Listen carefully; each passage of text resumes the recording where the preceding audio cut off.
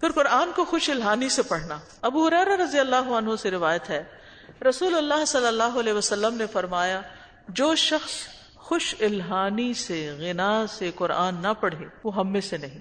تو یتغنا کے کئی معنی ہوتے ہیں. نمبر 1 تحسین الصوت، بہترین آواز سے، خوبصورت آواز سے پڑھنا. نمبر 2 استغنا، یتغنا کا مطلب غنی ہونے کے معنی میں بھی لیا گیا ہے کہ قرآن کی وجہ سے دیگر کتابوں اور علوم سے بے پرواہ ہو جانا، ان کو کوئی توجہ نہ دینا.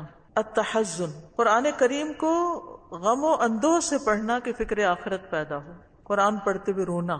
التشاغل، قرآن کریم میں اتنا مشغول ہو جانا کہ دوسری چیزوں کی طرف توجہ نہ جائے، یعنی قرآن ہی پرائرٹی بن جائے، دوسری چیزیں ان امپورٹنٹ ہو جائیں. تلذذ، یعنی قرآن پڑھتے وقت لذت و سرور حاصل کرنا.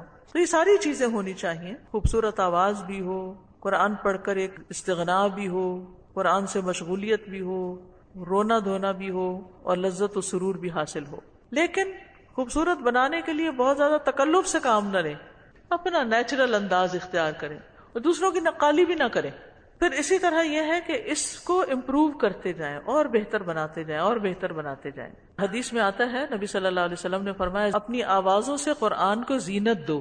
یعنی قرآن تو ہے ہی خوبصورت، لیکن آپ کی آواز اسے اور زیادہ خوبصورت بنا دے گی. داؤد علیہ السلام خوبصورتی سے زبور پڑھتے تھے. نبی صلی اللہ علیہ وسلم بہت آہستگی سے اور خوبصورت انداز میں قرآن پڑھتے تھے. تلاوت کے وقت آپ اپنی آواز کو حلق میں پھیرتے بھی تھے، یعنی اس کو لمبا بھی کرتے تھے. براء ابن عازب کہتے ہیں، میں نے نبی صلی اللہ علیہ وسلم کو عشاء کی نماز میں والتین والزیتون پڑھتے سنا. میں نے رسول اللہ صلی اللہ علیہ وسلم سے زیادہ خوش الحان یا اچھا پڑھنے والا کوئی نہیں سنا.